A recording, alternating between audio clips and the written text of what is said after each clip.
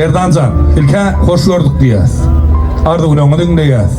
Ondan sonra bir nesibesi Türkmen sunmatına Nurcan'ın bir tuğlama indiki yetkinecekler, yaşlar bir aydımı aytırıp tren dedip biseler öldürüne bağıt biliyor. Yöne Nur Muhammed Meneriz Türkmen estradasında aydan aydımı tren boldu.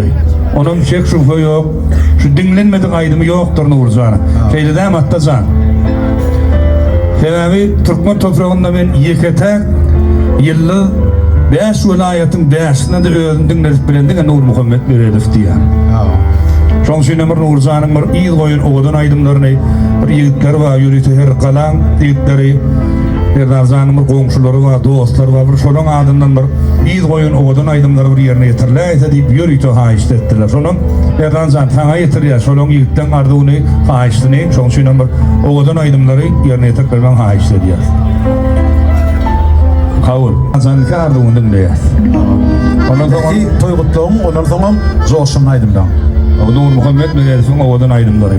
Her galan ýigitlerin adyndan haýyş edýär. Elbet. Erdancan başlynda. Ağam toylar kutlu olsun, toylar toylasın. Şu halifalama eşyal bağlacağımdan bağ toyuna toylamak nesip etsin. Hem de özgedemde halifamın ne can dostlarla kavatlaştı. Hatta halifenin büyüm aydınlar bilen.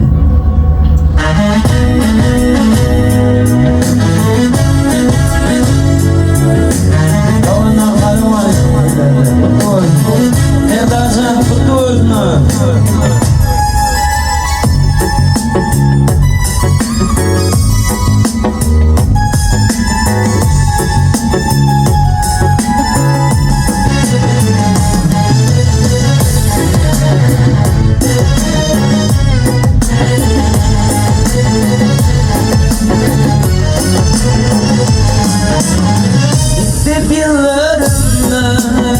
Şünden kaldım, bitmeden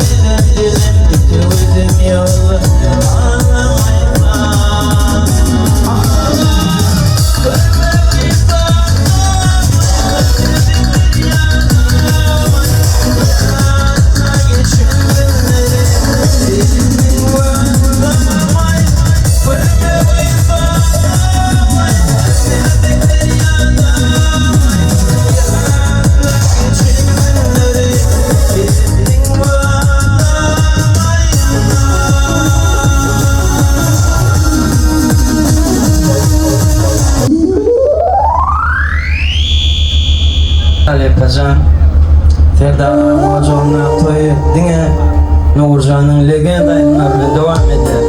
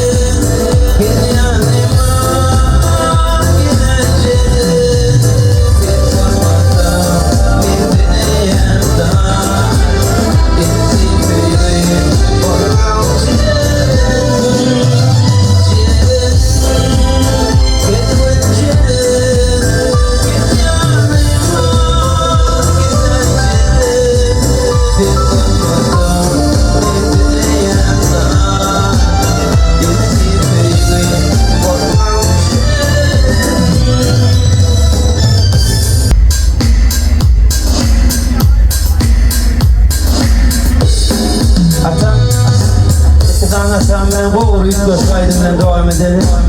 Evet.